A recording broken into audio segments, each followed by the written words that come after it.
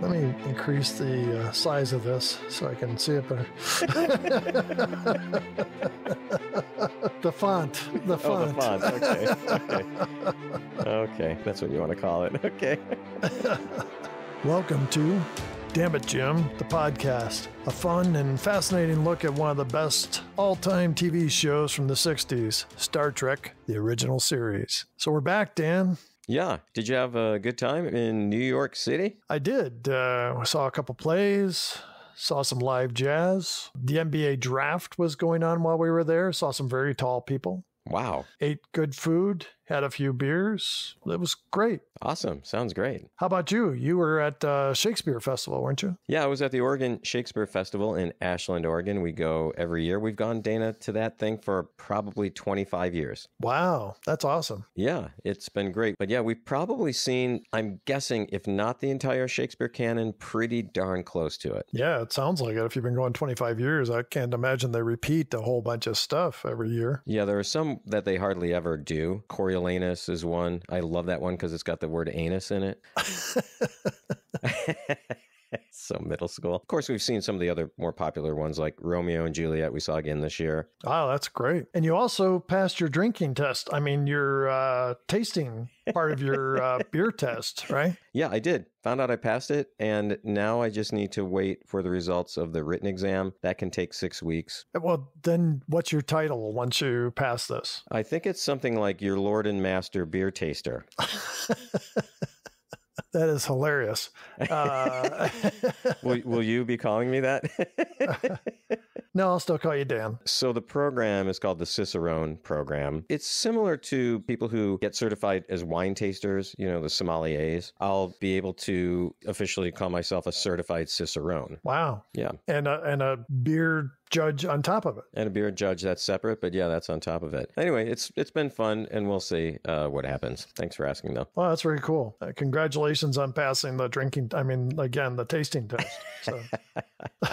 So, Dan, the last time we talked, we were talking about the episode The Deadly Years, and we did get a lot of comments from our listeners. Okay, our good friend Olivia wrote, I hadn't been listening for 4 or 5 minutes, and I was already dying laughing. You guys are too funny. Yet another episode I haven't seen, but loved listening to y'all talk about it. One thought I had pertains to the different specialists they always seem to have on the Enterprise. Do you think Starfleet is just like, you've got to be the most prepared that you can ever be when you go out there, and having a specialist on an ancient civilizations will probably never ever be relevant, but you just never know. So anyways, great episode. As always, I look forward to the next one. Thank you, Olivia. Yeah, and we've had that same question. Pam McClung said you guys wondered in the podcast about how the Commodore had not captained a starship, but was actually mentioned twice in the episode. Kirk says the Commodore never commanded a starship, and later he says that he never had a field command. Called him a desk jockey, pencil pusher, or something like that. So apparently you don't have to serve in the field to rise to that rank. Maybe they shouldn't let them captain starships and should leave that to the first officers or people on the actual crew who know what they're doing. We agree with you 100%, Pam. Yep, absolutely. Randall Mannion, who's written to us several times, said live long and Schmitter. I take that as a compliment. Has to be a compliment, right? Yeah. And then Brian Kavanaugh said, Chekhov complaining about his tests he has to go through is gold. He says, the opening is great, scare for the kids, cool Star Trek moment. The Commodore is supposed to be another officer of captain rank on the ship, so he's not supposed to be confused with the ship's captain. But let's put that aside for a moment. Just a high-ranking officer, not a Starfleet officer, attains a high rank by serving in the field, like Starfleet judges and attorneys hold a high rank but couldn't take command of a ship. That's a good point. That is a good point, yeah. Tim Moses said, listening to it now, the show has become part of my Saturday morning breakfast routine, much like the old cereal commercials. This sugar-coated nonsense is part of a complete breakfast. Now, when he says listening to the show, he means listening to the podcast. Yeah. And he's equating that to some type of nourishment. Sugary nourishment, yeah. So we're not quite fortified with 7 essential vitamins and minerals, but we try. The sugary nourishment is the best kind, though, let's face it, right? Gives you energy. Yeah. get you going. Nothing better. Honeycombs. Remember honeycombs? Man, I haven't thought about those in years, Dana. Do they still make those? I don't know. It'd be interesting for our listeners to tell us what their favorite breakfast cereal is, especially if they're from our generation. I'm wondering if it's kind of similar. There'll be a similar theme going on there, and that theme is sugar. That's all we knew as kids. Yeah. Everything was sugar. So we haven't even started talking about the show yet, have we? And we're already rambling. Yeah. So, so Dana, someone brought this up recently. We have not brought out the Ramble Jar in a long time. It's been a few weeks, I think. Okay, now we're rambling about the Ramble Jar. All right, here's the deal. The Ramble Jar is going to... Hold on, I'm grabbing mine. Hold on. Okay, I've got mine. I can set it on the desk here. Okay, I've got my Ramble Jar ready to go. And anytime we start to ramble, I'm gonna put money in the jar right now because we just rambled. And anytime we ramble, I might not even say anything about the ramble. I might just start tossing money in. I don't know. Does that sound appropriate? Yeah, especially for you. Yeah. Okay. One of our listeners on Twitter once said, it was so nice you guys actually talked about the show and didn't just ramble. So Jeez, what episode were they listening to? I don't remember that. Okay. So Dan, do you have any comments you want to share with us? We received an email from our friend Joy, and she says, "Hey, Dan and Dana, I think I need to point out a hidden meaning in some episodes of Star Trek. When, as in this episode, Kirk bumps into a previous, quote, romantic conquest, and the question is asked, how long has it been? They aren't necessarily referring to the passage of time, rather something more personal to Jimbo." Wow, something we never thought of, Dan. And look, that is not below us. I mean, I don't know why we didn't think of that. Oh, man. Joy goes on to say, "Many thanks, and I hope Dana is still dodging those cease and desist letters from Julie Newmar's lawyers." That's very nice email, Joy. And then on YouTube, we received a comment from Mogridge, who's written several times. Mogridge says, "I may be a bit premature here, my old problem." We don't need to go into any more of that because I'm sure that's personal. But Mogridge then says, "But as we're already at season 2, episode 12, I hope you are considering what TV series you will take apart after this. Twilight Zone? I'd enjoy that." Wow, Dana, this guy is a glutton for punishment if he wants to hear more from us. Dana, we have talked about this a little bit, but we haven't really come up with anything definite, although I do like the Twilight Zone idea. What about you? Yeah, Twilight Zone didn't run for a long time either. I think it was 3 or 4 years, and some great episodes. One of my favorite all-time shows was the Twilight Zone, and William Shatner appeared on a couple episodes. That's right. One of the classics, right? Terror at, what is it? 20,000 feet or something like that. Yeah, right. Not a bad idea. Yeah, anyway, Mogridge, thanks for the email. It's a great idea. Let's dive into this week's discussion of obsession. We start out with Spock and Kirk looking at a rock that kind of sparkles a little bit. Spock says it's titanium, a material 20 times harder than a diamond. Actually, Kirk says, Spock says, fuck. Leslie said no. Rizzo said no. Okay, I got it this time. Here we go. You got it. You got it, Dana. Okay. We start out with Spock and Kirk looking at a rock that kind of sparkles. Spock says it's titanium, and Kirk says it's a material 20 times harder than a diamond. Spock says 21.4. So then Kirk hits it with another rock, and Dan, Yes. it sounded like 2 pieces of styrofoam being bashed together. It did. Kirk says it's 20 times harder than a diamond. Then he takes this other rock and hits it. Didn't they have sound effects? Yeah, apparently they ran out of money in that episode for the sound effect guy.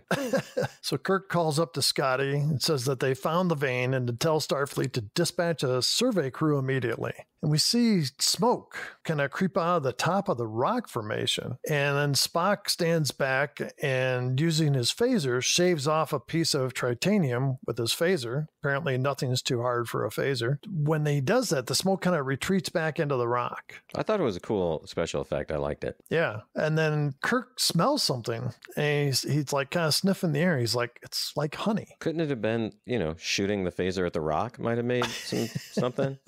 But do you think it smelled like honey? No, not at all. No. Yeah. So then he's like, keeps stepping forward and he's like, you could see it's like he's having a memory because the sense of smell is one of our most powerful memory activators. Yes. Yeah, I knew you'd help me if I drew it out long enough. So well, thanks. I was trying to think of the word too while you were And he says it was years ago with an odor like that on another planet. And my first thought, because it's Kirk, is he's thinking of some woman. Yeah, on the Pleasure Planet. And her name was Honey. Honey galore. Yeah.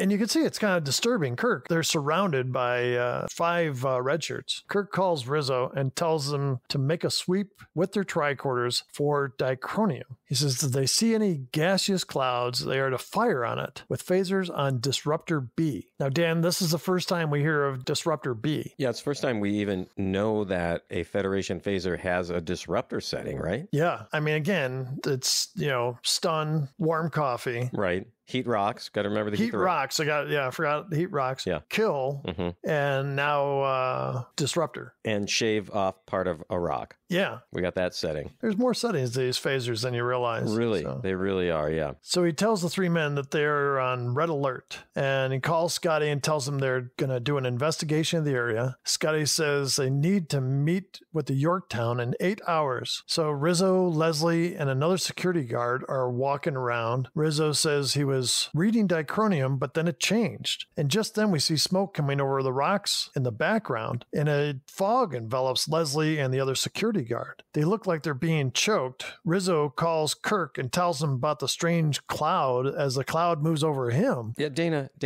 hold on a second. Kirk told him to shoot the thing as soon as he saw it. He's a freaking security guard. How many times have we seen in Star Trek now the guy can't pull the trigger? More than a few. Yeah, more than a few, and they always end up, on the bad end of something. Yeah. So this thing kind of covers him, and he's calling to Kirk still. He's got his phaser out. Right. And Kirk is saying, shoot it. Kirk says fire into it immediately, but it's too late. The next thing we see are all 3 crewmen on the ground. 2 look pale, paler than I do when winter's over. Well, I don't know if I go that far. And Spock and Kirk come running onto the scene, and they see the bodies, and Kirk says, dead, and you'll find every red corpuscle gone from their body. And Spock notes that Rizzo is alive, barely. Spock asks Kirk if he knows what it was, and Kirk says, something that can't possibly exist, but it does. At that point, the camera goes to a close-up on Leslie's face. He's one of the guys that's dead, and he looks very ashen, but he blinks. I watched it a couple times, and there's a quick blink. They don't cut from him to the other guy until after the blink. Why they didn't do it before the blink, I don't know. Maybe they thought people wouldn't see it, but definitely he did blink. And here's Leslie, who's dead. He's been in quite a few episodes. And I think he's going to be in more episodes still.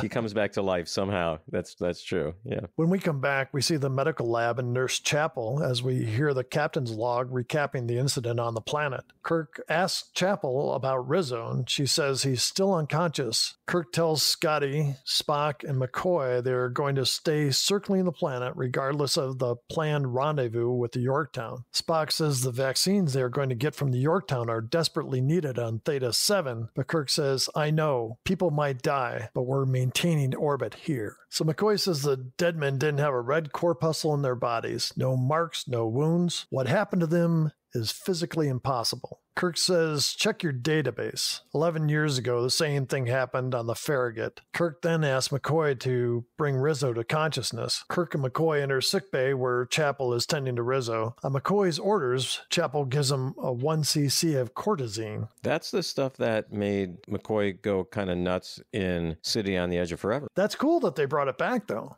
I love it when they bring stuff back like that. Kirk leans in as Rizzo wakes and asks if he remembers what happened to him. Kirk asks if he smelled a sickly sweet odor. Rizzo says yes, like he was being smothered in honey. I was thinking, remember Beta Honeys? Oh, God, I love those Beta Honeys. Those would be bad now because they pull a crown off. Oh, they pull your tooth right out of your head. Just right out. I haven't had those in years, though. God, I used to like those, yeah. Do they still make those, you think? I don't know. There are some of these like candies that are from back in the day. I think they make almost in maybe smaller batches or something where it's harder to find them, maybe only at a specialty candy store or something. I get the feeling because you don't see Bit of Honeys very often anymore. I told you that I was at a store and they had the fruit pieces, sugar fruit pieces. It's like orange slices and lemon slices stuff. Mm-hmm. And I was like, man, I haven't had those in years. And so I bought the bag and I thought, I'll take them back to work. Kirk, I'll keep them in my drawer and I'll chew on one every now and then. Yeah. I had one. I was flying around the building like I was on heroin or something. Cordrazine. Speed. Cordrazine. I mean, oh my God. I haven't had that much sugar of one dose in so long. Wow. Yeah, I had to throw the bag out. I think I had one more the next day. It was just too much. Well, you can actually buy 5 pounds of Bit of Honey on Amazon for about $30. And that would last probably until the 2070s would be my guess. I mean, that's a lot of Bit of Honey. It'd last longer than your teeth would. Oh, no doubt. Yeah, no doubt. In fact, you'd find your teeth because they would be in the pieces of Bit of Honey, just stuck. Yeah. You'd spit the piece of Bit of Honey out. Yep, there's a tooth right there. So I just heard you add more money to the Ramble Jar. I did, yeah. There's more money. Gosh darn it. Yep. It was my grandmother's favorite candy, by the way. Oh, wow. Yeah, and from when she was a kid. So we're talking, early 1900s or something. Wow. Yeah. Every time I see or think about Bit of Honey, I think about her. Oh, that's sweet. She had no teeth. Did I ever tell you that? Lost every one of them to Bit of Honey. So much for Bit of Honey being a sponsor, but let's go on. Maybe one of our listeners will send us a bag of Bit of Honey. Yeah, in hopes they'll shut us up. That's the thing, though. You chew on one of those and your teeth get stuck together. You cannot open your mouth, right? Yeah. Especially if they're not kind of warmed up or if they're not fresh. Oh, yeah, the old ones? Oh, the old ones, bad. Yeah, those are bad. Yeah. All right. Okay, God, the Ramble Jar is filling. Dana, it's filling today. We'll be able to pay our way to all kinds of conventions this year. So yeah, okay.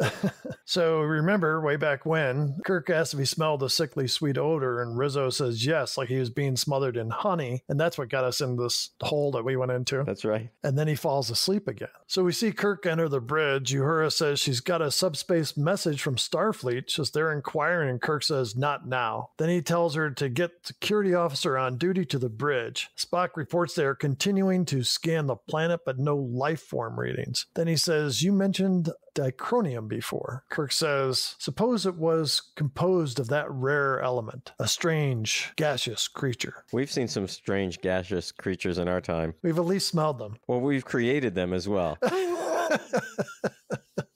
So Spock says he has scanned for that element and cannot find it on the planet or in the atmosphere. Ensign Garrovick enters the bridge, and we get a close-up of him, and then he walks over and reports to Kirk. Kirk looks at him and says, your father. And Garrovick says, yes, but I expect no special treatment. And Kirk says, you'll get none here. Just then, Uhura reports that Ensign Rizzo has died. Garrovick looks hurt, and Kirk finds out that Garrovick and Rizzo were friends who graduated the academy together. Kirk basically says, do you want revenge on what killed your friend? Garrovick says yes. And he tells Garrovick to get 4 more men armed with disruptors and to meet him in the transporter room. So Garrovick runs off. But don't tell these 4 guys what's happening because they're not going to want to go down to the planet. But make sure they're wearing red shirts. Yeah, all of them, red shirts. Yeah. So back on the planet, we see Kirk and 5 red shirt crewmen, including Garrovick. Garrovick says the form he was tracking is now giving off a different reading on his tricorder. Kirk tells him to take 2 men and go look for it, and he'll take 2 men and go the other direction. He's just thinking, I don't know if that's a good idea. Kirk warns them that the creature is dangerous. If they see it, fire full phasers. Garrovick and his 2 men are walking to an open area when the cloud comes over the rock. Garrovick turns and sees the cloud and fires. Kirk hears the sound of the phaser and runs toward the sound. We see 2 dead men looking all pasty white on the ground. Kirk and the other 2 men come running up, and before they can ask Garrovick what happened, they see the bodies. And then we cut back to Kirk as he uses the phaser to wipe some sweat off of his chin. Yeah, what was he thinking there? To me, that didn't say, I'm distressed and I can't believe 2 more men are dead. It was, wow, I didn't know this phaser had like a rough side to it I could use to scratch my chin. I thought he was going to take like the pointy end of the phaser and maybe stick it in his ear or scratch his nose or something. Oh my God. Can you imagine pulling out a big chunk of wax on the end of it? So back on the ship, Kirk tells us that one of the men is dead and the other is in critical condition. He says he's even more convinced that this is an intelligent creature, but the same which decimated the crew of the USS Farragut 11 years ago in another part of the galaxy. Next thing we see is the conference room. McCoy, Spock, and Garvik enter. McCoy asks if he had any feeling that the creature was intelligent, and Garvik says no, he was the furthest away. And Kirk asks about the creature hovering, and Garrick says it hovered, then it moved quickly to the men. And Kirk gets rather tense and saying, you fired and missed? And Garvik says, no, I didn't shoot it when it was hovering. I shot it when it was moving towards the men. As a matter of fact, you'll see one of the men has phaser burns on his head. The cloud didn't kill that guy. It was the phaser. Yeah, he looks so pale because I drained all the blood out of his head. And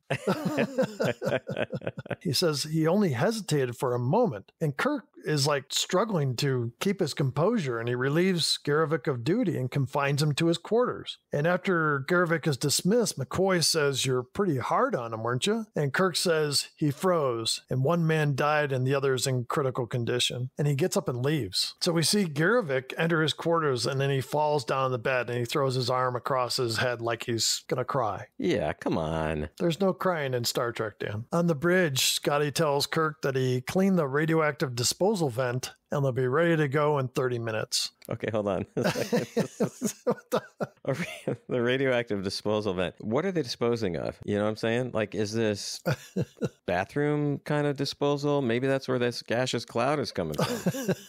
Big deal. You clean the radioactive disposal vent. You know, I mean, it's just like, it sounds like I emptied the garbage, you know? Good for you, Scotty. Good for you. So proud of you. Yeah. That's a good Scotty. Now, why don't you go back and play with your crayons? So Kirk says, we're not leaving. And when Scotty starts to remind Kirk of the medicine, Kirk says, and I'm getting a little tired of my senior officers conspiring against me. So Kirk goes to Chekhov at the science station. Chekhov reports that there's nothing on the scanners. Kirk asks if he's scanning for any unusual movement. Chekhov answers, yes, we've run the scanner probe twice. That was like Scotty and Chekhov. I'm Scottish Russian. Yeah. That was really good as a combination one. So we see Spock enter a science room where McCoy is filing an autopsy report. And when Spock asks if he's disturbed McCoy replies, it's not an interruption, it's a relief when filling out an autopsy report. I thought that was a good line. So Spock says, I need your advice. Then I need a drink. I do not understand your reasoning. You need advice from me? You must be kidding. I do not joke, Doctor. Perhaps I should rephrase my statement. I require an opinion. There are many aspects of human irrationality I do not yet comprehend. Obsession, for one. Spock relates that half the crew of the Farragut and its captain were killed by this thing. The captain's name was Garvik. McCoy says, like our ensign? Spock says it was his father. Among the survivors was a young officer on his first assignment, James T. Kirk. Okay, now we know. Just then, Chekhov says, we've got a reading on the thing. Whatever it is leaving the planet's surface. And Kirk says, prepare to leave orbit, and he puts the ship on red alert. So the next thing we see is the Enterprise zooming through space. On the bridge, Scotty is warning Kirk, as he is known to do. We can't do it. If we keep this speed, we'll blow up any minute now. I love that line. Chekhov reports that the creature is 0.04 light years ahead. Phasers won't reach that far. Scotty warns they can't keep up at this pace, and Kirk finally concedes and gives the order to go to Warp 6. Next thing, we go to Garvik's quarters. Chapel is bringing him food. Chapel tries to cheer him up with some witty banter, but Garvik is having none of it.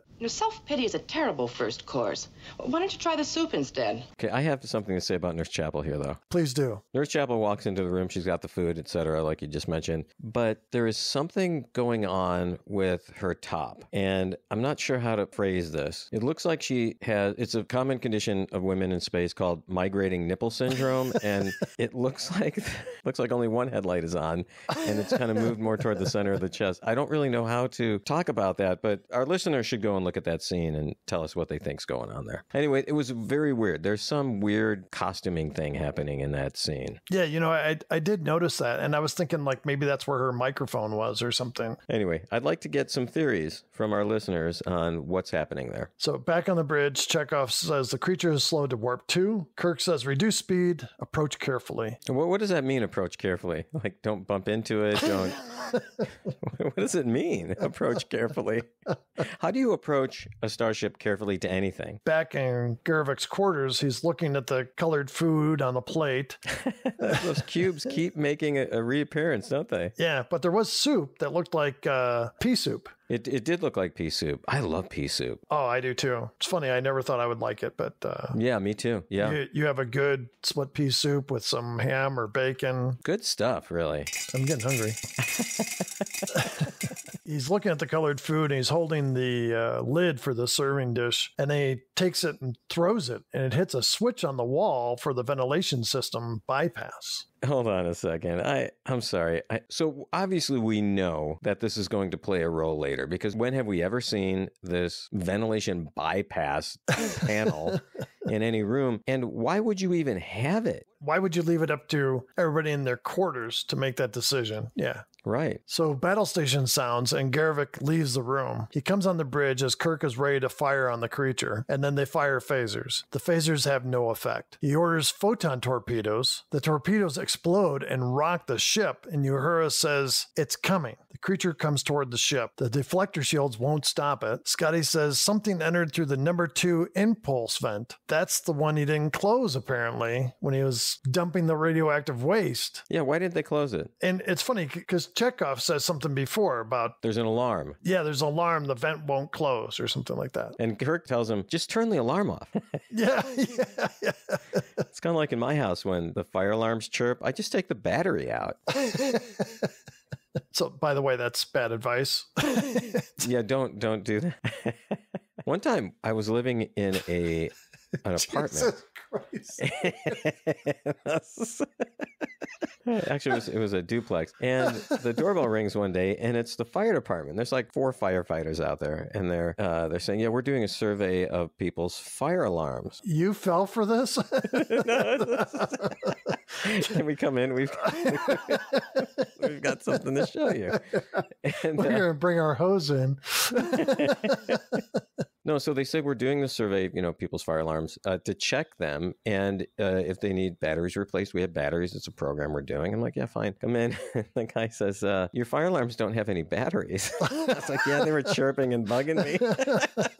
Oh, God. The guy was like, we should just let you burn to death. I mean, that's probably what he was thinking. Anyway, they replaced the batteries and they left. The funny thing is I couldn't find my wallet after that. I'm not sure what was going on. And TV was gone. And I mean, I did think it was a little weird at first, but they had their uniforms on and their badges, and there was a fire truck out front too. So it wasn't like, you're not faking that, probably. You know how easy it is to buy a fire truck online? Yeah.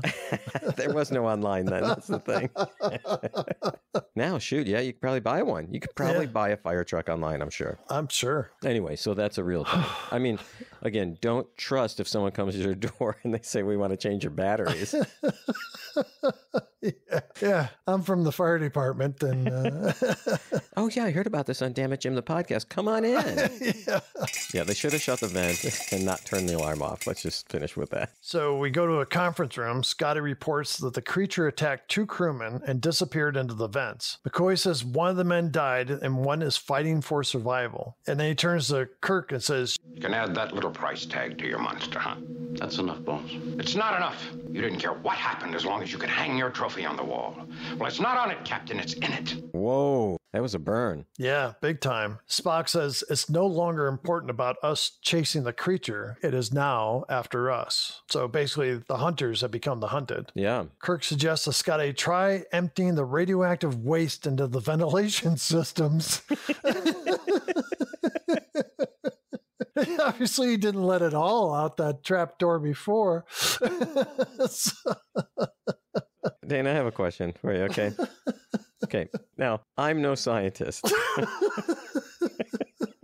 But this sounds like a manifestly bad idea. Right? I put this in caps because I couldn't believe he said it. And I got about 20 question marks after it. And Scotty's like, that just might work. Yeah, that'll kill. Well, it'll kill everything, right? So Scotty goes off to try it. Now, as far as I know, okay, radioactive waste and human existence, like they don't go together. So I think by emptying the radioactive waste into the ventilation systems, the idea was that none of it could get through to the crew because they shut the vents. Sure, that's going to work. Yeah. Because once it's done, you open the vents again. No, there's not going to be any radioactivity in the vents anymore, right? Yeah, it's just gone. It just it magically disappears. Yeah. Mm-hmm. Yeah, I had the same thought. I was like, what's going on? So McCoy apologizes to Kirk, and Spock says the creature's makeup allows it to be elsewhere when you fired at it. So 11 years ago, if you had fired the phasers a second earlier, it would have made no difference. Captain Garevik would still be dead. Kirk says, if you want to play analyst, Spock, use someone else, not me. In Garevik's quarters, Spock enters, and Spock tries to reason with Garevik that humans inherently hesitate when faced with something new and unusual. So do you think Spock took Kirk's words verbatim and thought, okay, I'll go analyze Garevik? That's the only explanation. And so Garevik's sitting on the bed. He doesn't look up. Spock then says, I know you'd rather wallow in human emotion. And Garevik cuts him off saying, it's very kind of you to come in. And then Spock says, Kindness, Mr. Garevik, is another human emotion. And I believe we have enough of that. And then Spock smells something as we see the cloud coming through the vent in Garevik's room. And Spock says, what did you have for dinner? Did you eat the chili? Didn't I tell you not to eat the chili? We flushed the radioactive waste into that chili. Why are you eating the chili? So Spock throws Garevik out, and as Garevik tries to come back, the door closes, but it doesn't open again. I didn't see Spock hit the lock button or anything. No, they can enter any room on the Enterprise at any time, except you can't get back into your own room when you want to. So Spock goes to the vent and tries to keep the cloud from coming through by covering the vent with his hands, so it doesn't work. The last thing we see is Spock being covered in the gas, the cloud. Yeah. Garevik is calling to Kirk, telling him that Spock is in his quarters with the creature. And who knows what they're doing in there, but there's noise.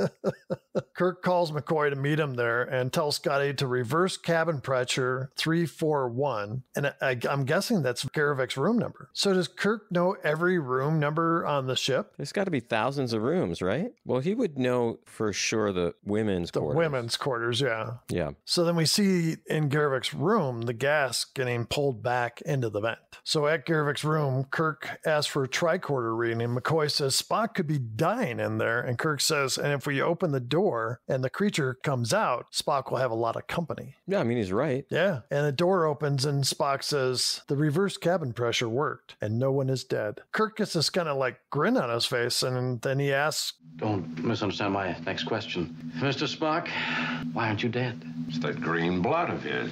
My hemoglobin is based on copper, not iron. I'll bet he left a bad taste in the creature's mouth, too. Colloquially expressed, but essentially correct. And Kirk steps forward and sniffs, and he says the scent is different. Did he sniff Spock? Who's he sniffing? He is sniffing Garevik's room. Oh, the room. Okay. And he says, now, Spock, did you schmidt yourself when you were in there? I mean, it smells like something happened. Did you eat the chili in the mess hall tonight?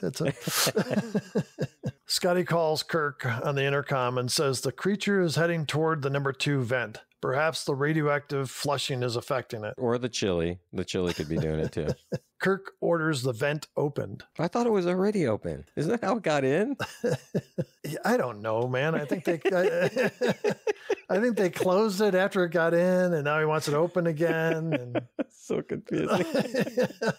Chekhov reports that the creature has left the ship and is accelerating away nearly out of scanner range. Kirk calls to Scotty and tells him to give him all the power he can muster. He says he believes he knows where the creature is going. Then he tells Uhura to contact Starfleet and the Yorktown. He says, tell them we're pursuing the creature to the Tycho star system. He goes on to tell Uhura that he intends to destroy the creature. Kirk says antimatter seems to be our only chance. Kirk says they need to get hemoplasm down to the planet. And McCoy says you're going to use hemoplasm as a bait. And Spock warns that the matter-antimatter explosion could rip away half the atmosphere of the planet. Kirk says that's why he's going down to set the trap. Spock says it will take 2 people, and Garvik volunteers. But he's going to change his shirt to a yellow shirt. Just to be on the safe side. So Kirk and Garvik beam down to the planet with the antimatter device, and they're holding it with this anti-grav thing that they used once before. And I think that's a cool thing. I like that. Yeah, it was actually well done. It looked like it was just floating. Yeah, and they have a big bottle of hemoplasm, easily like a gallon or 2. And this is blood, right? Yeah, so the creature comes and drains all the hemoplasm. Now, I didn't understand because they walked away from the hemoplasm with this antimatter device. Wouldn't they have just like set it next to the hemoplasm? I didn't even realize that. Yeah, why didn't they? Yeah, and so when the creature came, they could have like, hey, beam us out, set off the device. Right. Or maybe have it triggered by the draining of the hemoplasm. They could have beamed out, didn't have to even be there. Yeah, didn't even have to be there, right. Boy, this would be a boring show if you and I wrote it. Everything would make sense or nothing would make sense. Probably the nothing would make sense. Yeah, I was going to say. So they realize that they're out of the bait for the creature. Kirk tells Garvik to go back to the ship. So Garvik sees Kirk kind of like next to the antimatter device and decides that he's going to be the hero. And he goes up and gives Kirk a karate chop, which knocks Kirk down. And then he tries to grab him and pick him up to throw him someplace so that he could be beamed up. I don't know what exactly, but yeah, we don't know. They end up fighting. And then Kirk says, this is no time for heroics. I'm not going to endanger myself. And then Kirk calls to Spock and tells him to scan them. He says it's going to be close. And then the cloud moves closer to them. As it covers the antimatter device, Kirk says, energize and detonate. And they start to dematerialize and the explosion goes off. So they can detonate this thing from space. There was no need for either of them to go down there. Yeah. So on the ship in the transporter room, they can't get Kirk and Garvik back. They start to form and then disappear. Spock and Scotty are working at the transporter controls. McCoy says, crazy way to travel, spreading a man's molecules throughout the galaxy. I love that line. So they're trying all these things, and Spock says, cross-circuiting to B, and he's like, yelling it out and see them both working the controls. And then finally, they pull them in. And as they get off the transporter pads, Scotty says, thank heaven. Mr. Scott, there was no deity involved. It was my cross-circuiting to B that recovered them. Well, then, thank pitchforks and pointed ears. So Kirk calls to Chekhov to have him lay in a course to meet the Yorktown. He then tells Garvik to stop by his quarters sometime. He has some stories to tell him about his father. And that's how the episode ends, Dan. I got a question already for you. Do they get the vaccines there in time, or do they not get the vaccines in time? My question is, why the f*** couldn't the Yorktown do it themselves? So, Dana, you really, really like this episode. Why don't you tell us why? Dan, I think it's probably in my top 10 of the Star Trek episodes. There's a mystery involved about this creature. It's a unique alien creature. It's not, a Gorn. It's not a reptile. It's not a humanoid. So there's the way Spock and McCoy react to the whole situation of Kirk's obsession. There's a lot going on, but it brought everything together, and I thought they did a good job of telling this story. Yeah, that's interesting to me. Most of the time, we're pretty aligned on how we feel about episodes. This one, I'd say, is in my top half, but down near the bottom of the top half. Okay, do you want to discuss themes and dilemmas? I think the big one is, for me, is when does a quest become an obsession? So there could be just pursuing something, then you get to the point where the pursuit is so intense, you disregard everything else and it becomes an obsession. And we've seen this in literature a lot, right? We've seen it in Moby Dick. Sorry, I couldn't help myself with that one. And this really is the second Moby Dick episode, right? What was the other one? The Doomsday Machine. The Doomsday Machine, yeah. We see it in some ancient literature as well. The Odyssey could be kind of seen, at least parts of it. Hamlet, doing this podcast certainly is an obsession.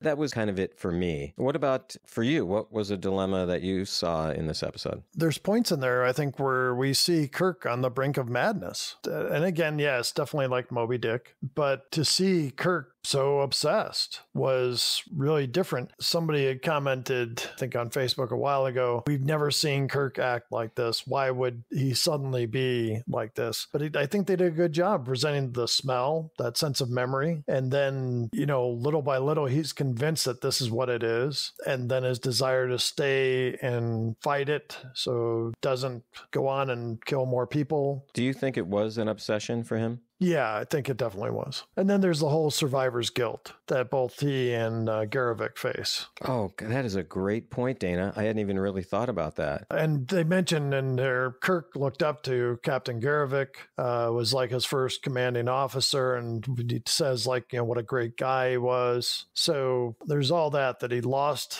that kind of father figure type that he had early on. Yeah, great point. Yeah, that survivor's guilt. Yeah. I think our listeners probably have survivor's guilt because they survive every episode. I gotta feel guilty for listening to that. I think they feel like champions because they make it through an episode. Dan. Maybe that's a better way to look at it. Yeah, exactly. Dan, what are your best parts of this episode? Number one, absolutely the red shirt, dead shirt count. Loved it. How about for you, best part? I love an alien that's not a humanoid. Really liked it. And it's funny, I wrote a short story. I was thinking about this today. I wrote a short story about Mars in the not too far future. There's vapor able to it kind of comes and goes, and that the astronauts see it and then they don't, but it's controlling them. And I was wondering when I was watching this if that had been some kind of leftover memory that I had from seeing the show, because I don't think I've seen the show since I was a kid. How about you? Do you have another best part? I really thought the use of the smoke as a special effect was really good. Not drawn on smoke as it was attacking people. That was more of an animated thing. But I'm talking about when it would start to appear from behind a rock or styrofoam, when it started to come out of the vent and then went back in. Yeah, I thought that was pretty good. How about another best part for you? Spock and McCoy questioning Kirk's competence. That whole scene, I liked how McCoy played it. He was friendly. He was encouraging, sensed he was trying to be a friend and yet still trying to do his duty. I think DeForest Kelley probably did not get enough credit for his acting abilities on this show. I think you're absolutely right. Okay, how about worst parts, Dan? What is a ventilation override switch doing in the cabin, Dana? It just made no sense to me. We talked about it, right? It still makes no sense to me. Yeah, I'd have to agree with you. How about a worst part for you? As much as I like a non-humanoid creature, I also like it when they try to communicate with another creature that they don't understand. And there was no attempt to communicate whatsoever with something that they believed was an intelligent life form. I thought at some point they would say, let's try reaching out to it. Let's try talking to it. Do you have another worst part, Dan? Blinking dead guys. They either need to cut the scene faster or train their actors not to blink. How hard can it be to not blink for 4 seconds? I bet we could do it. Yeah, I've had my eyes closed for most of this podcast. So, How about another worst part for you? Well, the harder than diamond rock that sounds and acts a lot like styrofoam. So it's So, Dana, what happened on this date in history? Dan, this came out December 15th, 1967. The number one song in the U.S. was still Daydream Believer by the Monkees. And in the U.K., the Beatles still held the top spot with Hello Goodbye. So that's 2 weeks in a row, same songs. Got another disaster story for you. Oh, no. Last week, Dana, was heart-wrenching with Santa. I mean, it really was. I mean, I know I laughed at it, but I felt bad about it. I continue to feel bad. The Silver Bridge collapses over the Ohio River in the U.S., killing 46 people. The bridge collapsed without warning when one of its eye bars broke under the weight of rush hour traffic. At the time, 31 vehicles were on the center span of the 700-foot bridge and either plunged 80 feet into the Ohio River or fell into a pile of debris on the Ohio shoreline. My God, Dana, where are you looking up these? Is it like www.letmemakeyoudepressedbythesestories.com or what? 46 people were killed, 9 died from severe trauma, and the bridge fell on top of them. Oh. And the others drowned in waters more than 50 feet deep. 2 people were swept away in the current and their bodies were never recovered. And Dan, as a result of this, the Federal Aid Highway Act of 1968 would be passed, enacting the first federal laws requiring bridge inspections and setting standards afterwards. All bridges on the national inventory were to be inspected at regular intervals, not to exceed 2 years. Wow. So something good came out of that, but nothing good good came out of the Santa crash. Did they say No. Santa can never fly again to a mall in a helicopter or? Yeah, nothing good came out of the Santa crash. No. Also, on this date in 1967, the Age Discrimination in Employment Act of 1967 was signed into law by U.S. President Johnson, prohibiting arbitrary discrimination on the basis of age and educating employers and workers on methods of resolving disputes. So there's still hope for us, Dan. We can still get jobs. Well, it certainly explains all the greeters at every Walmart I've ever gone into. Yeah, Walmart certainly does not discriminate. No, they don't pay him either, probably, would be my guess. Wonder if Walmart would be a sponsor of ours. Also, Dan, want to throw this in. On December 14th, a team of biochemists at Stanford University, led by Nobel Prize winner Arthur Comberg, announced that they had synthesized DNA in a test tube, that they had created the first artificial virus that was hailed as a giant step toward the creation of life itself. Anything else in history, Dana? No, that's it. That's it forever.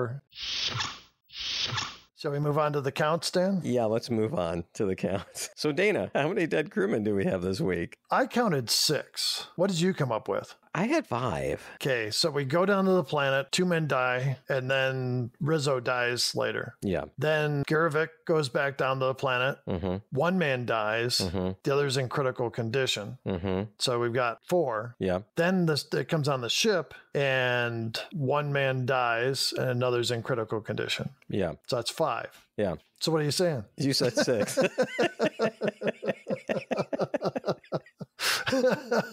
I thought one of the guys that was in critical condition died. Well, you would hope that both of them would have. I mean, do you want to assume that one died? I mean, no, we got to go with what's there. So I miscounted. I had 5 and I changed it to 6. Well, because you were really hoping that guy would have succumbed to his injuries. That puts us at 43, Dan. Yeah, 43. How about the shirtless Kirk, ripped shirt Kirk count? None this week, unfortunately. So we're still at 13. The he's dead count. I had 0. So 0. What's our tally then on this one? We're at 9. 9. Okay. I'm a doctor, not a fill in the blank. This week is 0. The tally is at 8. 8. All right. The supreme being count. You know, I thought for a minute about arguing for the cloud to be a supreme being, but I gave up on it pretty quickly. We're still at 8. How about the violation of the prime directive? If the prime directive says try to get along with the alien species before you kill it, then yes. But I don't think the prime directive says that. Okay. Yeah. So I agree.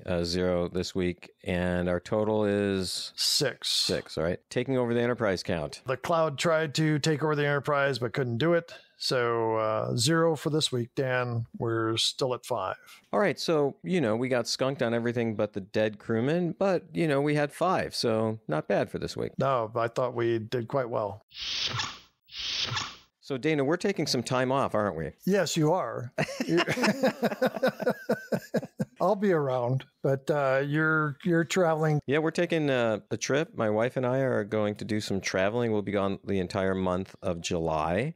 So our next episode will not be until Friday, August 4th, Dana. At that time, it'll be one of my favorites, Wolf in the Fold. Yeah, I love that one too. It's definitely a Scotty-centered episode. All right, Dana, have a great rest of your week and a great month. Actually, I'm going to see you in a few weeks because we're on our travels. We're going to stop and see you, which will be a lot of fun. I'm sure we'll be out and about causing some havoc as much as we can in our old age. But looking forward to seeing you in person, looking forward to the vacation, and then being back doing the podcast in August. Hey, once again, Dana, always have fun doing this. Can't wait to see you in person, and have a great rest of your week. Thanks so much for doing the podcast. It's always great to talk about Star Trek. And thanks for all our listeners who write in and give us comments. We especially like the good ones. And until we meet again, live long and prosper. Thanks once again for listening to Damn It, Jim, the podcast. We'd love to hear from you. Please send us an email at dammitjimpodcast@gmail.com or join the discussion on Facebook, Instagram,